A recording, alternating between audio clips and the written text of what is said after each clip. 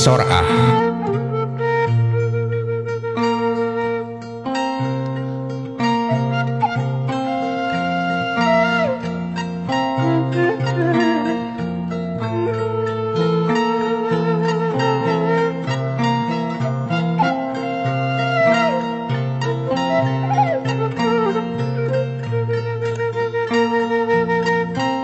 Tungtung nama gerwe gelut ki Asmayi ge kitu-kitu teuing mah teu bisa cicing sabab lamun teu ngalawan nya dirina bakal jadi korban anu mantak lila-lila mah narajang make tanaga.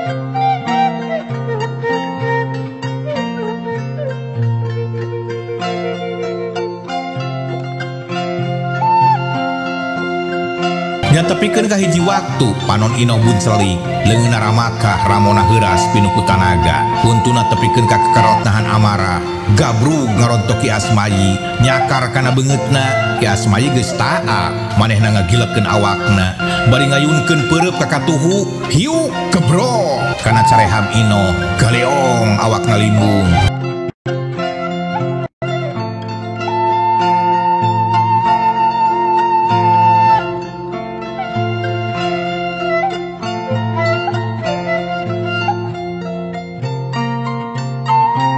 Namru koredia tudang deui rek narajang kawas tadi tapi Ki Asmayi geus ngayunkeun peureup kenca atuh ari datang ari gebro bro akhirna mah teu hudang deui Inoh Namru beungeutna barareuh tapak nampiling jeung nonjok tina bibirna ngalai getih kentel tina irungna ngucur rumpuyu bro teu usik-usik teu kaluar sora Ki Asmayi ngahegak bakat ningku capek nangtung bari mencrong ka anakna anu geus taya tangan pangawasa leket teh hatena leuleus deui ayeuna mah sadar yen anu disiksa ku manehanana teh lain musuh lain ulian tapi anakna sorangan.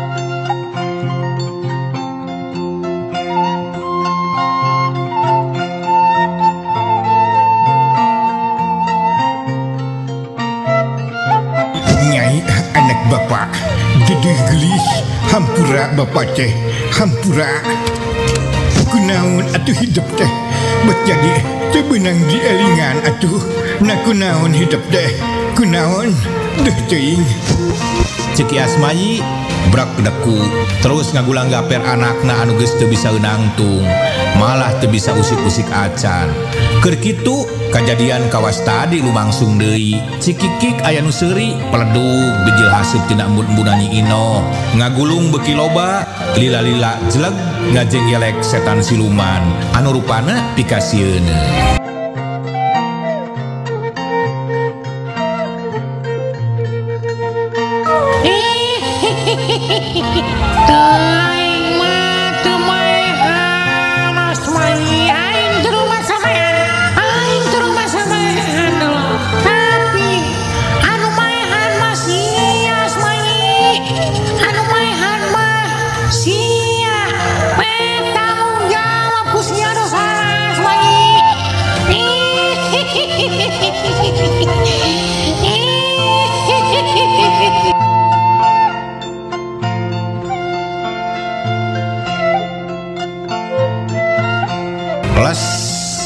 Siluman teh ngiles balik di kanagarana ninggalkeun Ki Asmayi anu ngarasa kaduhung sagede gunung hanjakal sagede jagat geus katipu ku siluman tepikeun ka ceurik Ki Asmayi teh ngagukuk bari jeung nyuuh kana badan Ino anu geus tiis ngaleupaskeun nyawa teu kanyahoan Ki Asmayi sedih jeung nalangsa hatena hancur jiwana asa disasaa.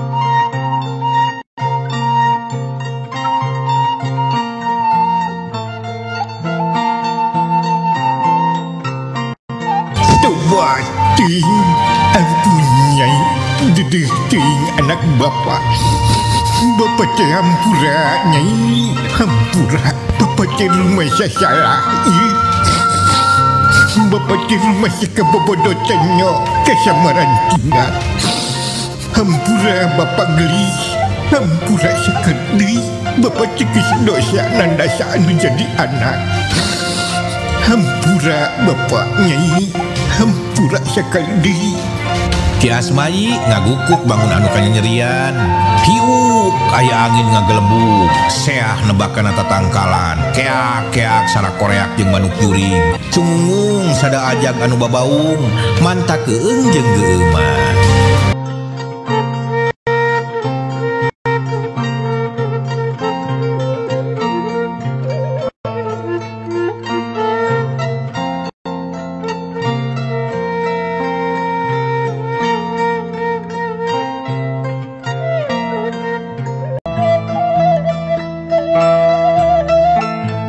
Cak tunda heula kaayaan Ki Asmayi anu keur nandangan lara tunggara niribatin kaduhung ku lampah sorangan.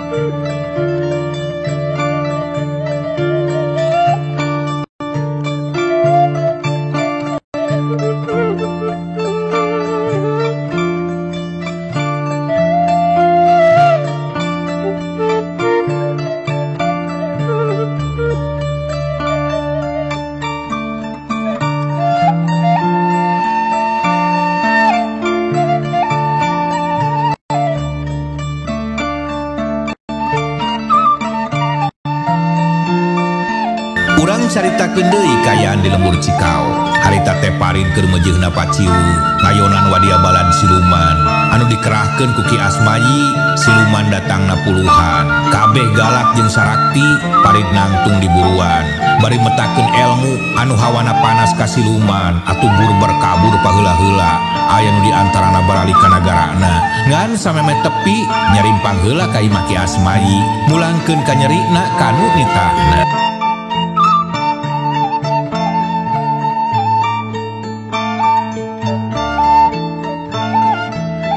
Sabagian gede kaasup ke gedungna lumpat ka nagarana arek lapor ka ratuna. Datang-datang bus ka karaton dipapag ku ratuna bari nangtung. Pok nanya ka Ponggawa, kunaon sia geus balik deui ha? Nah geus hasil atawa acan pagawean teh? kitu cek ratuna. Bari mureleng ka Ponggawa anu karek datang, cedok nyembah terus ngajawab tetagnaker. Alun Gusti, awon anu dipiunjuk ngabdi sadaya teu tiasa ngajalankeun, pancen sakumaha mistina. Wadia malad bubar tataburan, teu aya anu mangapungulya kitu da Gusti. Temal Ponggawa bari cedok nyembah deui. Pudik-dik ratu siluman teh ambek beungeutna geuneuk lir beusi atah beuleum. Kuntu kekerot nahan amarah, teu panuju ngadenge laporan kitu teh. Haok nyarekan bari tutunjuk. Naon ha? Baruk bubar tatawuran. Nah sia make jeung milu kabur ha? Piraku pangkat tumanggung teu becus kitu-kitu acan. Naon bae atuh pangabisa teh? Naon wae ha? Ngan bisa nyatu hungkul pumelek teh maniku belek. Nyangakeun sadaya-daya, nanyakeun sadaya-daya, bobot bangayun timbang taraju aya di kersa gamparan. Abdi marumah sadaya kakiatan, teu sanggup ngayonan eta manusia. Suka kene disebat balat jeung tibatan kedah ngayunan eta manusia anu sakitu saktina mah. Temal jin nyeri hate najan dicarekan oge daru masaeun eueuh kakuatan.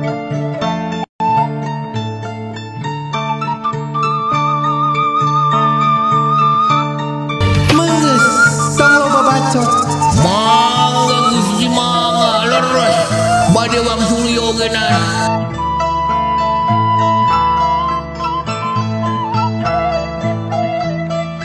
Cedok nyembah deui leos init ninggalkeun ratuna ngingkig balik ka imahna.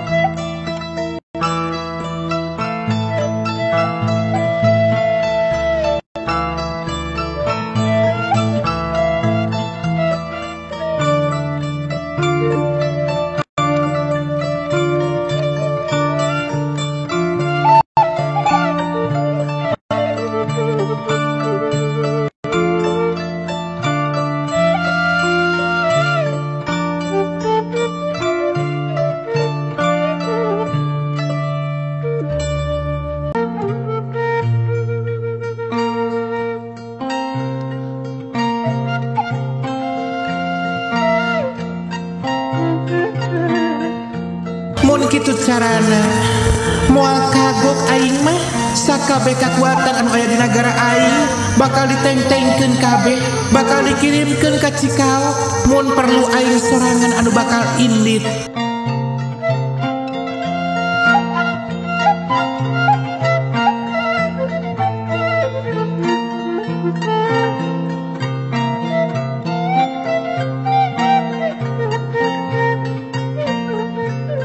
Harita keneh ngutus hiji punggawa anu pangkat jeung kasaktena saluhureun kitu manggung. Anu tadi geus ngingkig balik torojol eta punggawa teh datang brek deku cedok nyembah.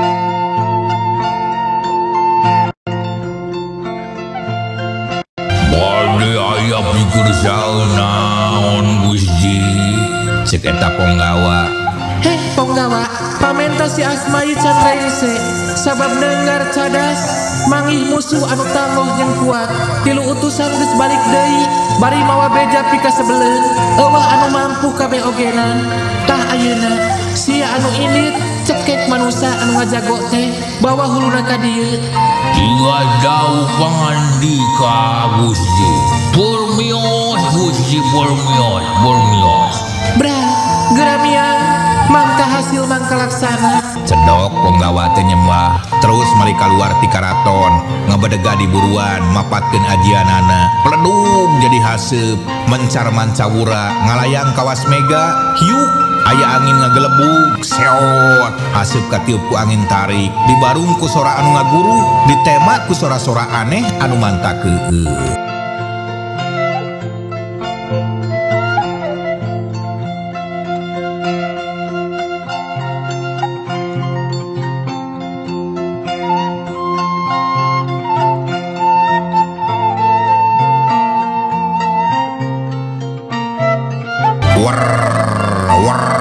Sada angin ngajugjug ka lemur Cikaok jiga nateh make ajian ras jeleg da teu kungsi lila geus tepi kanu dituju gerung aya angin ngaguru handaruan ngagelebug nebak kana tatangkalan tepikeun ka pating pelenod kalakai rabeng dahan garing ting dorok-dok pareungga.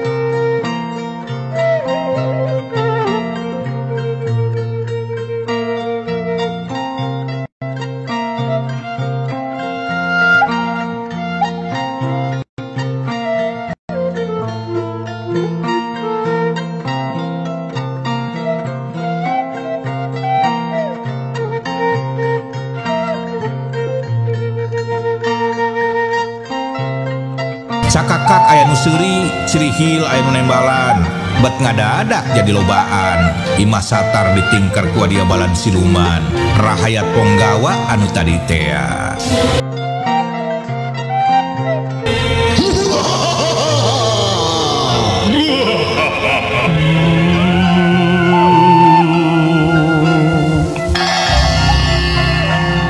Punggawa anu ngarubah wujud jadi haseup harita teh haseupna ngagulung jadi hiji muih ngahiji jadi kandel lila-lila ngabentuk rupa manusia jangkung gede jeleg ngajenggelek jadi makhluk gede luhur betisna sagede kendang buluna rogok sagede-gede nyere beteungna budayut bujalna nonghol make sawat leneng dampal sukuna jebrak ari hulu jabrig matana bolotot ramona ranggoas kukuna panjang setirna babalingbingan ger ngagerem sada maung mantak keung matana bolotot mencrong ka parit anu ngulak cangkeng di buruan gebeg parit ngarenjag reuwas sabab nenjo makhluknya gedenya luhur bari jeung teu kanyahoan datangna tapi parit teu seber hate teu gimir teu gedag bulu salamat.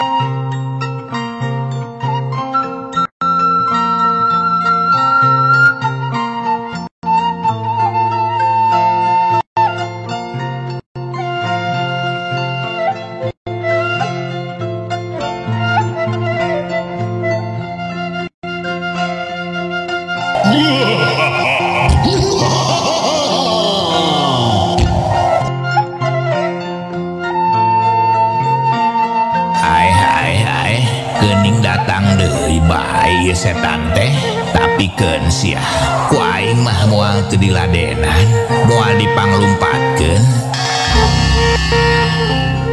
Cek Parid bari tangga sabab lamun hayang nenjok banget eta makhluk kudu tangga da luhur.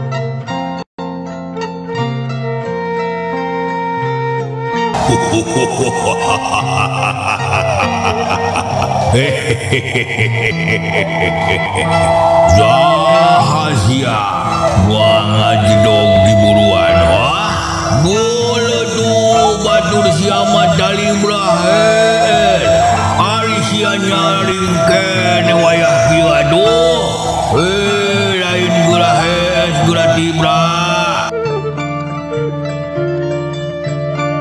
Cek eta jin bari nulak cangkeng matana bolotot mencerong ka Parid.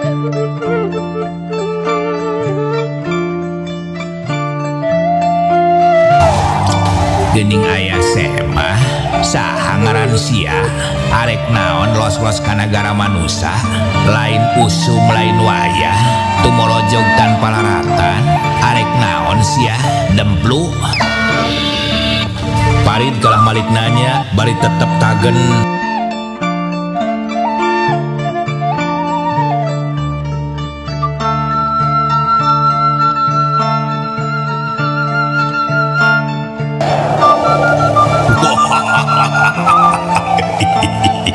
Sombong sia sombong manusia sagemul jeung waduk kenapa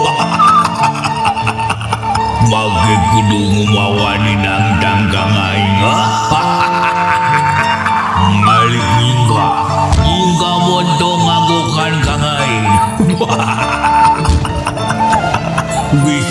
wisi katincak dulu cek katincak aing arek nyekekan urang Cikao arek dirampin kabeh arek dibawa ka nagara aing kur ganjal tatapakan.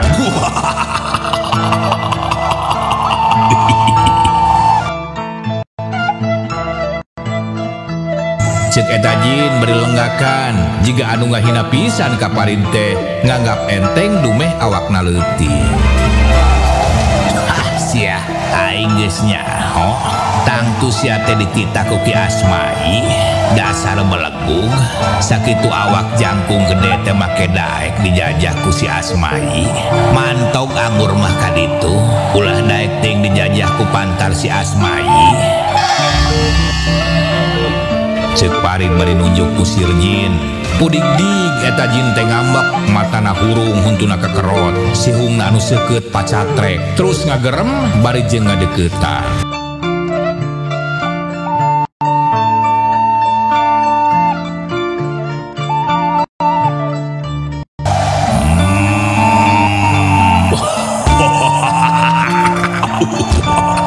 Omong naon sia lembut-lembut sagede sumut ngomong bibir tadi wong ku abong leta tetulangan nyarita padu di sana sia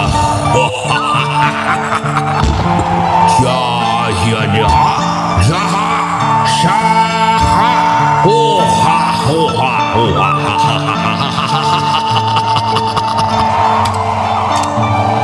Aing manusia anak incu Nabi Adam anu teu sudi lamun kudu ngawula ka setan siluman ka iblis laknatullah nya aing anu baris ngayonan sia iblis anu jahat iblis anu telenges.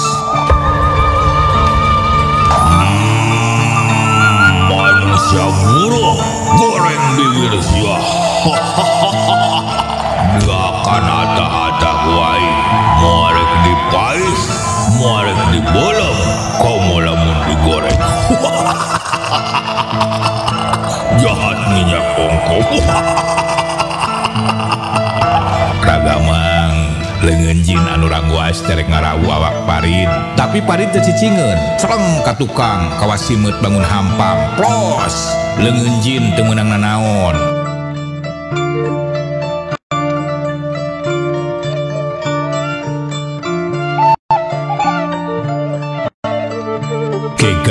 Gegag ngalengkah semu berat blig riyeg bumi alam asa undur ragamang jin rek newak di awak parid seleng parid kana tu urjin ditepak seleng kana bujal muntang kana bulu betengna ditepak ku leungeun kenca seleng kana dada nyumput dina bulu plak ditepak seleng kana tak-tak gajleng muntang kana buukna terus kana ceuli jebet jebet nampilingan diang ceuli jin teh guguru bugan atuh kuluna gigideug cingirna dipake ngarorek liang ceulina tapi parid rikat luncat muntang kana godeg gurawil gurawil.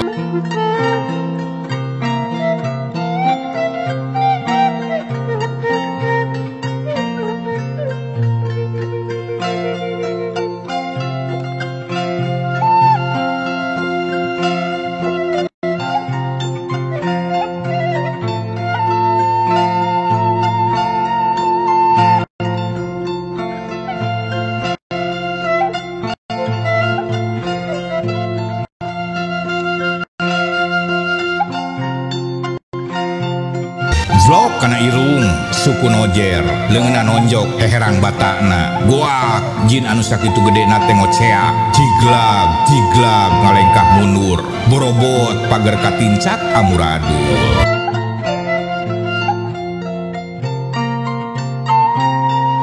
Leungeun jin ngusap beungeutna arek newak parid tapi parid buru-buru nyerosot muntang kana bulu anu rambok-bok tepikeun ka kana gado leungeun kenca muntang kana janggot nu katuhu nyabut peso hiuk bres dikorojin disogok ku peso tepikeun ka laput sret dicabut burial getihna bijil.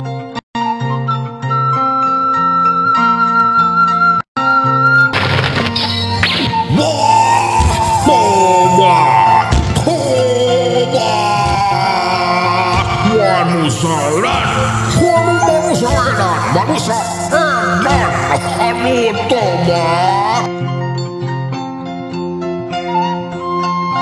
Jin gegerungan terus nepakan beheung newak parid tapi parid geus turun kana dada bari terus nojos-nojoskeun pesona awak jin racak tapak peso getihna ngucur baloboran tepikeun ka nyerak celakan kana tanu.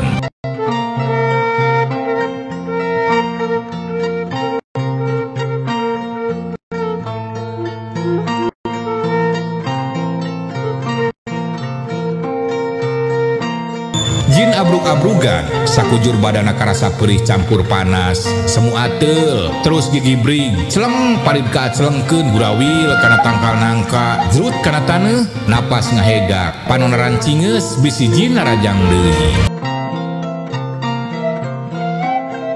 Tetela teu nyalahan jin teh ngadepong bari jeung kekerot terus narik napas tepikeun ka kembung beuteungna teh geus kitu ditiupkeun satarikna niup parid sina ngacleng meureun.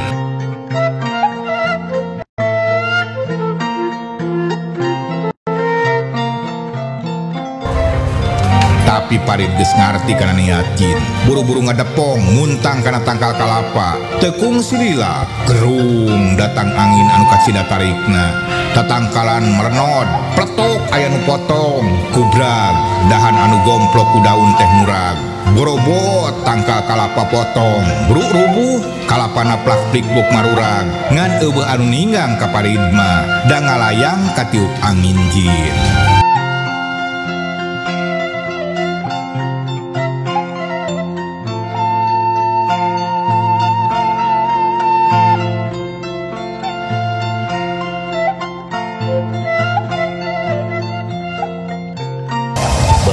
Cilaka lamun diantap ieu lembur bakal ruksak. Cek parid terus ngawatek ajianana geus kitu leungeun kencana ngaragamang neangan batu kek meunang segede muncang eta batu ditiup terus dibaledogkeun kana beungeut jin anu keur ngadepong bari niu.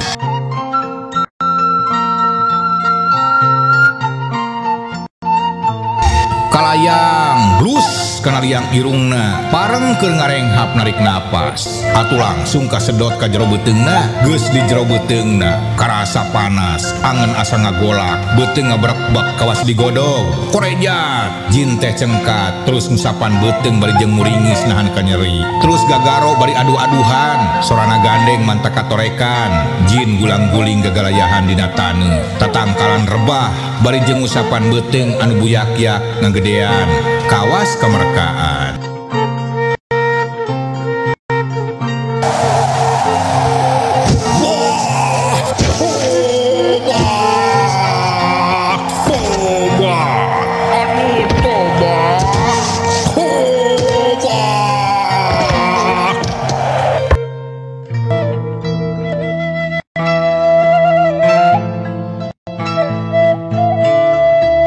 Kitu parid lumpat ngadeketan angin geus laler kop kana batu segede dingkul di jampean heula geus kitu dibalangkeun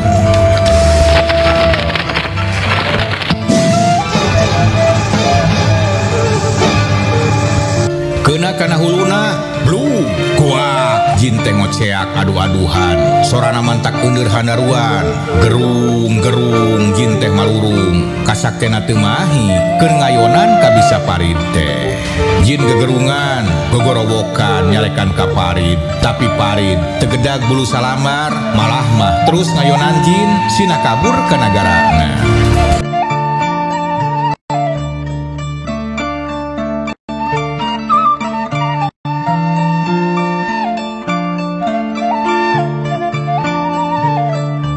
Bareng jeung kitu di imah Ki Asmayi ujug-ujug aya lini imah ting larekot kenteng anu nya sakeneh ting kolosot sisiku caroplok parabot paburantak malah keur kitu teh kadenge aya anu ngaguruh ti tonggo sada gunung urug.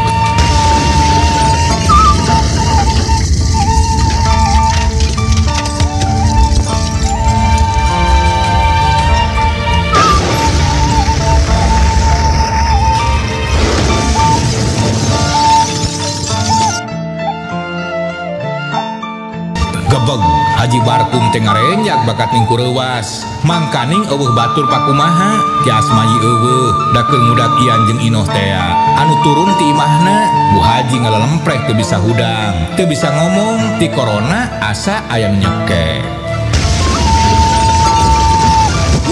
Ulah ya naon itu alah ke mana tuh si Asmayi teh nah aya bahaya tuh alah aduh teh duh teuing alah cek Haji Barkum harita teh samar pola samarampa bari ka cidasieuna rieg imah ngarekot gomrang aya sorang ngagomrang di pawon di barung kudu ngaborobot lomari parabot dapur ngageblak eusina hancur kurutuk sada batu ngagorolong ti tonggo lantaran imah Ki Asmayi teh pernah nalandeheun gunung di tonggo aya gawir nang tawing loba batuan jeger rieg imah ngarieg sakaligus terus doyong sing horeng batu segede telebung ngadupak ti hang pojok imah dengdek Haji Barkum sepa beungeutna keung ngadenge kitu mah.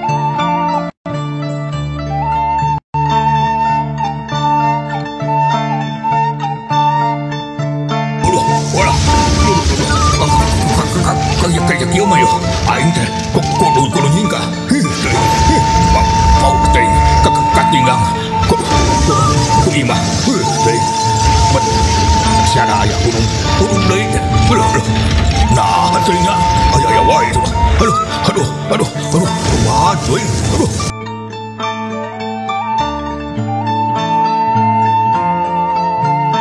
Bokna terus lumpat mulu kalawang hareup tapi karek tepi ingat kanu jadi pamajikanana atuh terus balik deui memeh tepi geleger aya batu diadu jeung batu deui bledug keuna kana tihang imah anu tengah rekot rieg beuki nyangeyeng imah teh sakali deui katinggang pasti amburadul.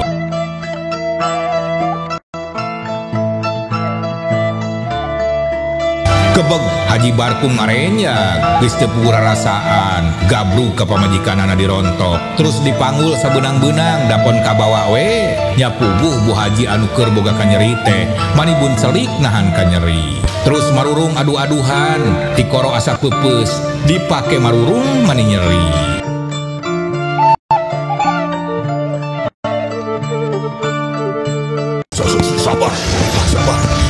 Sabar kayaan kur genting yo kur genting aduh imah lain imah aman dikenyuhan alah najing katinggang jiga nama aya uruk dah aduh anu mantap teu aman alah Ceuk Haji Barkum bari terus turun ti imah ninggalkeun imah Ki Asmayi anu kaurugan. Kurutuk bururu batu gede leutik ngaburusut ninggang ka imah Ki Asmayi seor sadatana urung sakilat pipir imah Ki Asmayi geus kasaueuran ku taneuh jeung batu imah ringsek karuang ku batu.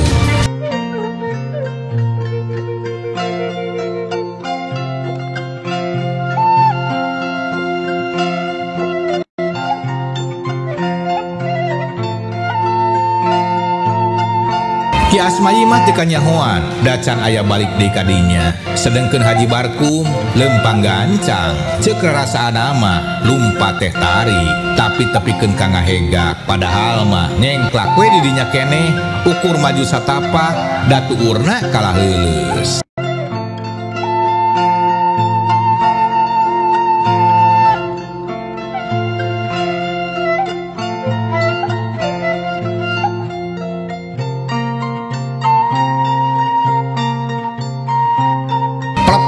Aya batu meceleng sagede peureup petak kana babatok sirahna goak Haji Barkum teh ngoceak toho sugan teh teu keur manggul pamajikanana dua leungeun ngusap sirah atuh gubrag pamajikanana ngagubrag murag koceak ngajerit adu-aduhan gogoleran dina taneuh.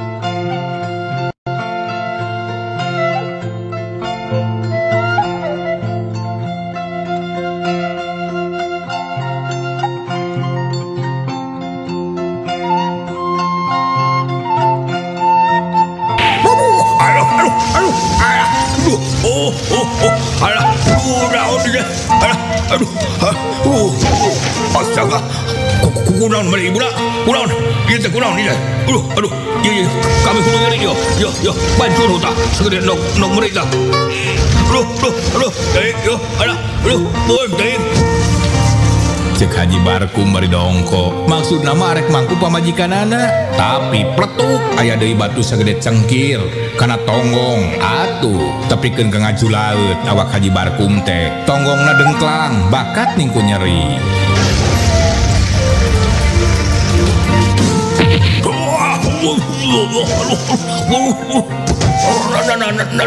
Naon itu? Aduh, ya nyeri dulu. Aduh,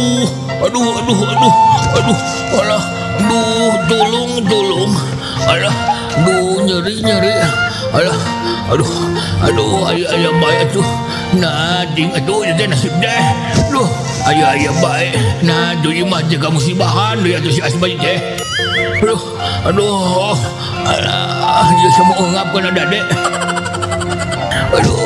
ya dadek uing, ya dadek ngap, deh. Ada batu deh,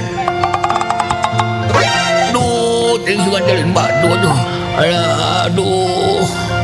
Ceuk Haji Barkum minta tulung, tapi eueuh nu ngawaro kalah ka ditemalan ku pamajikanana kawas anu ngalelewe.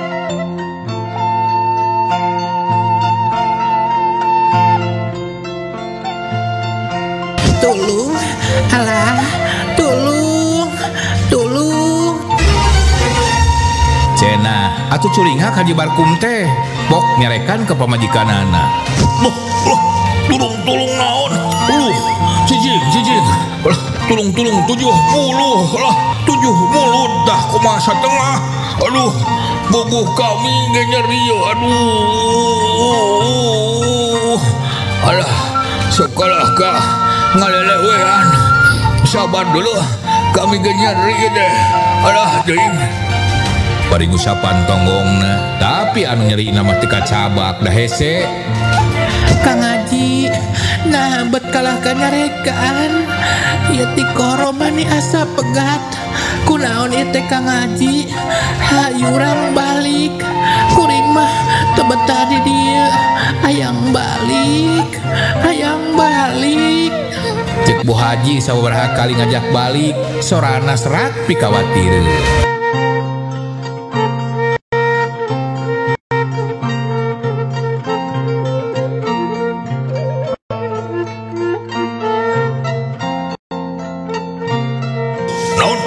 Ngajak balik.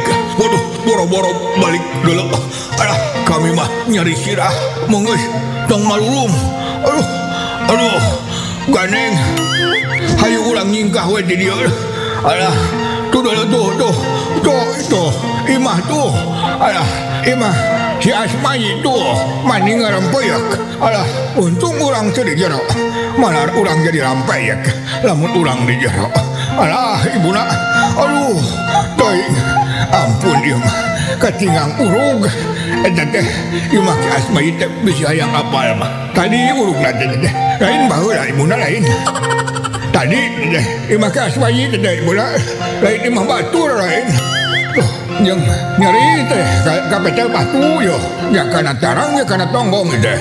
Tuh teuing. Haji Barkum terus nguyun pamajikan anak setengah digusur. Bu Haji teu bisa lempang, awakna leuleus taya tangan pangawasa. Atuh digusur teh nya digusur we, bari adu-aduhan beki pikawatireun. Sedengkeun Haji Barkum kawas nu edan, pikiranna geus teu jalan, akal sehatna kaganggu. Niat dina hate mah hayang ngabelaan pamajikan, tapi teu mikirkeun carana. Atuh anu gering teh digugusur, nya puguh tambah ripuh.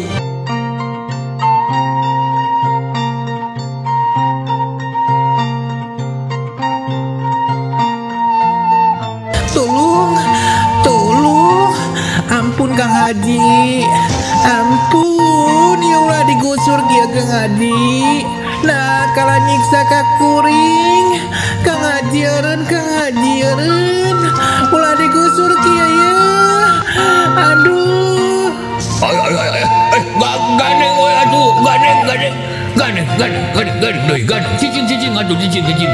Pan ieu ge arek ditulungan, cicing. Kayak dinu aman, cicing mah di dieu mah bahaya. Kayak cicing heula cicing. Cek Haji Barkum terus ngagusur pamajikanana, tapi keun kabarabak balas tika karait samping lesot baju sarowe.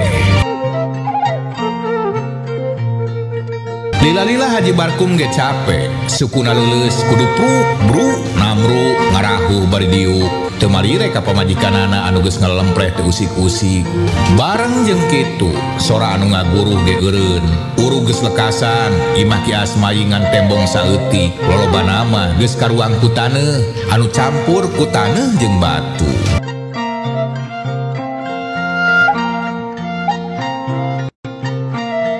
Balik di Kacikao, jin anu keur diperangan ku Parid harita teh kacidari puhna. Awakna nyeri, sirah asa peuper, ditinggangan ku batu.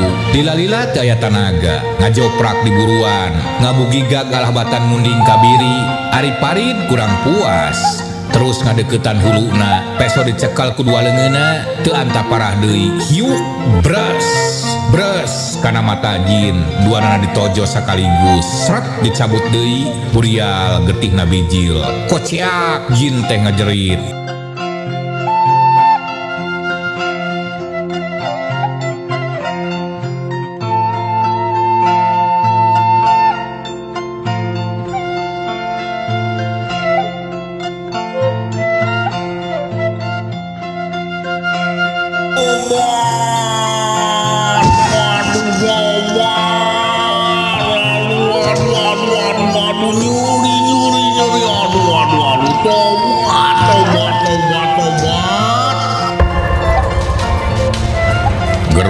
sada angin ngagelebung, seah lir hujan silantang, anjing babaung pating cungungung. Koreak pating koreak sakabe sato anu sok disada peuting disada patarik-tarik kawas anu nyaho kana kejadian aheng di Cikao.